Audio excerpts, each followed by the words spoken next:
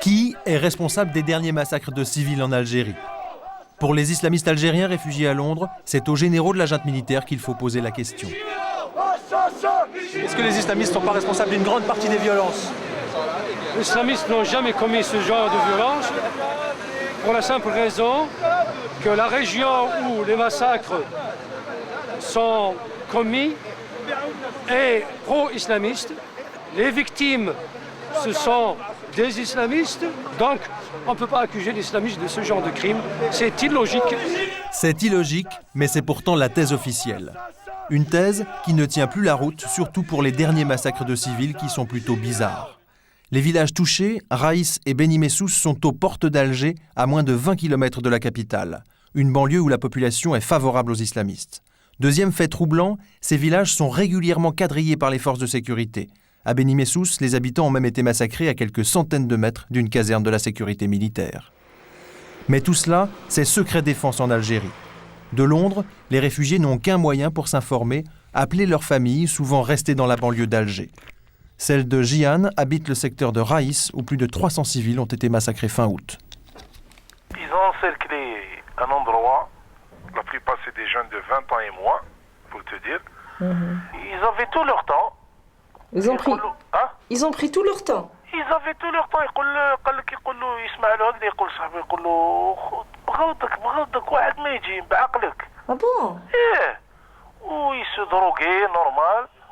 Des robots parce qu'ils ont mis des gosses في الفور, ils ont mis في الفور parce que c'est pas normal.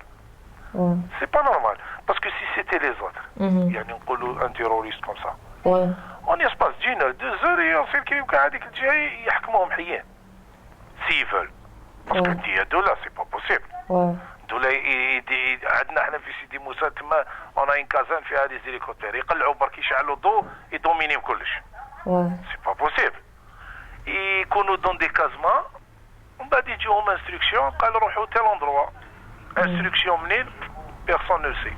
Je ne pense pas, et j'en suis absolument sûr que c'est pas l'affaire des islamistes. Pour moi, le gouvernement est capable de tout faire, puisque le Premier ministre en lui-même, Reda Malek, à l'époque, avait dit à la télé, et c'était dans tous les journaux, c'était en février 1994, il avait bien dit que le terrorisme doit changer de camp. Et même le général Lamari avait bien dit que si on doit sacrifier 3 ou 4 ou 5 millions d'Algériens, on va les sacrifier pour éliminer tous les islamistes. 10 jours avant la diffusion de ce reportage, nous demandons aux autorités algériennes de nous accorder une interview. Est-ce que vous avez demandé relève d'Alger? Oui. Alors, on attendait la réponse d'Alger, quoi. Et il n'y a pas de réponse d'Alger? Pour l'instant, non. En France, Bruno Etienne est l'un des meilleurs spécialistes de l'islam et de l'Algérie. Pour lui, les généraux ne sont pas prêts de lâcher le pouvoir.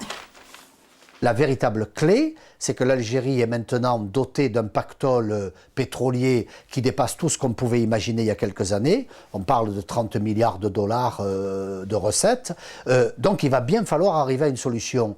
Alors, je crois qu'à l'intérieur du groupe au pouvoir, il y a des gens qui manipulent.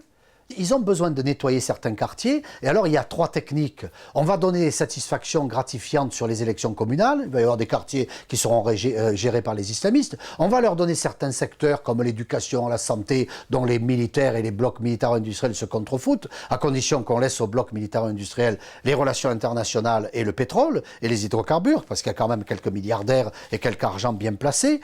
Et puis, les autres, ah bien, on va les éliminer.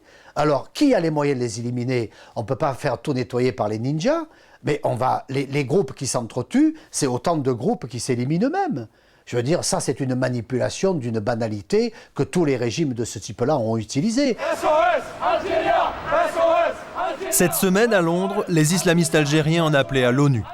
À quand les casques bleus en Algérie? SOS Algérie, SOS Algérie, SOS Algérie.